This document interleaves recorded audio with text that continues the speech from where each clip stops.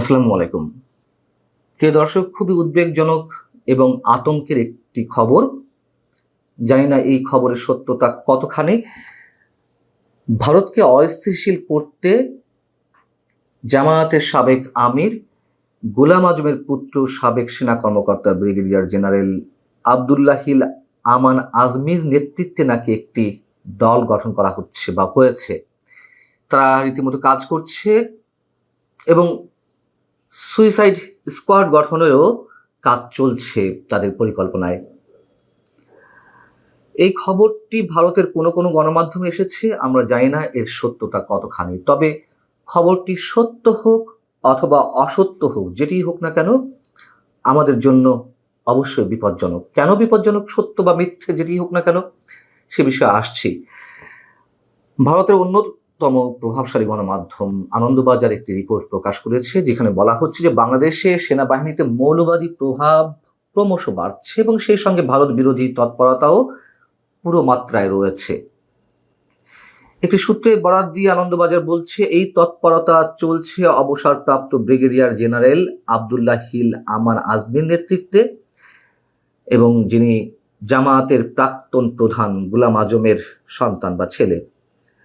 বাংলাদেশ সেনাবাহিনীকে কার্যত নিষ্ক্রিয় করে তিনি একটি ইসলামিক রিভলিউশনারি আর্মি গঠনের চেষ্টা করছেন। এছাড়া আনসার আল ইসলামের জঙ্গিদের দিয়ে ভারতে হামলা চালানোর জন্য আত্মঘাতী বাহিনী তৈরি করা হচ্ছে।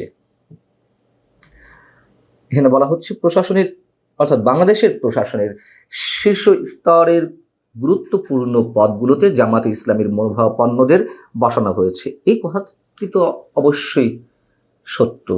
আমরা তো জানি বর্তমান সরকারের উপরে জামাতে ইসলামীর প্রভাব কতটা এবং নতুন নতুন যে নিয়োগ দেওয়া হচ্ছে সেখানে কাদেরকে বসানো হচ্ছে। আনন্দবাজার বলছে, সেনাবাহিনীতে ইসলামিককরণের প্রবল চেষ্টা চালাচ্ছে মৌলবাদীরা। গোয়েন্দা সূত্রের দাবি, ওই প্রক্রিয়া বাস্তবায়নে পাকিস্তানপন্থী অবসরপ্রাপ্ত এবং বরখাস্ত হওয়া সেনা অফিসারদের সঙ্গে ঘনিষ্ঠভাবে কাজ করছেন আজমি। পাকিস্তানি গুপ্তচর সংস্থা আইএসআই এর অফিসাররা নিয়মিত বাংলাদেশে যাচ্ছেন। তারা ঢাকার মহাখালী ডিওএইচএস এলাকায় একটি অফিস তৈরি করেছেন।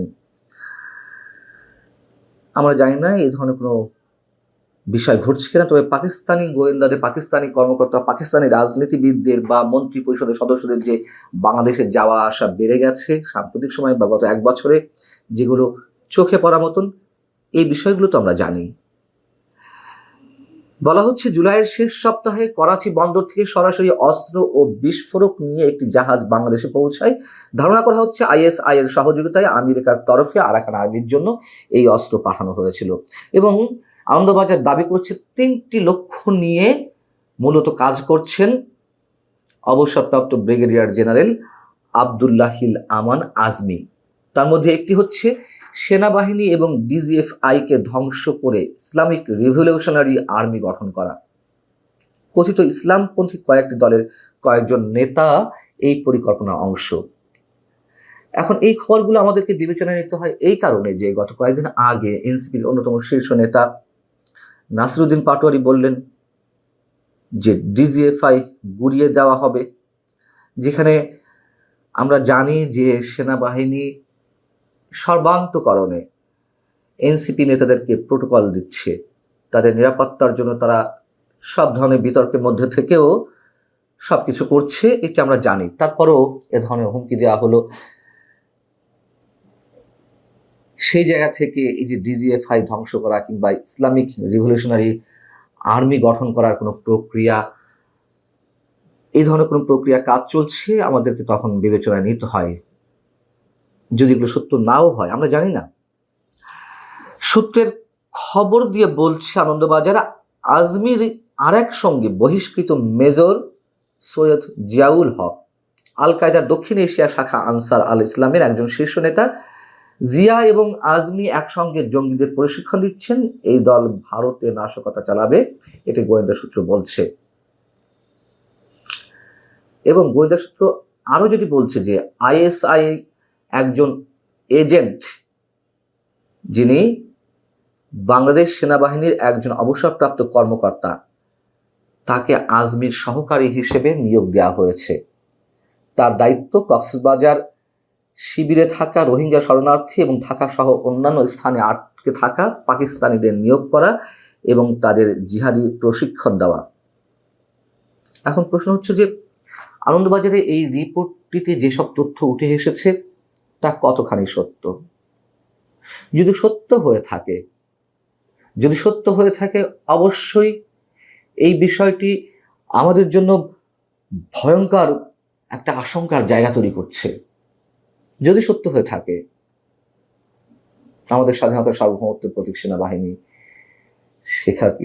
সেইটিকেও একটা অস্থিতিশীল জায়গায় নিয়ে যাওয়া হবে, ইসলামিক রেভলিউশনারি আর্মি তৈরি করা হবে, তারা নিশ্চয়ই সফল হবে না, আমরা এটুকু বিশ্বাস করতে পারি, কিন্তু অস্থিতিশীলতা তৈরির তো একটা প্রক্রিয়া চলছে যদি সত্য হয়ে থাকে এই খবর। একই সঙ্গে ভারতে আক্রমণ করে বা নাশকতা চালিয়ে তারা কতটুকু সফল হবে আমরা জানি না।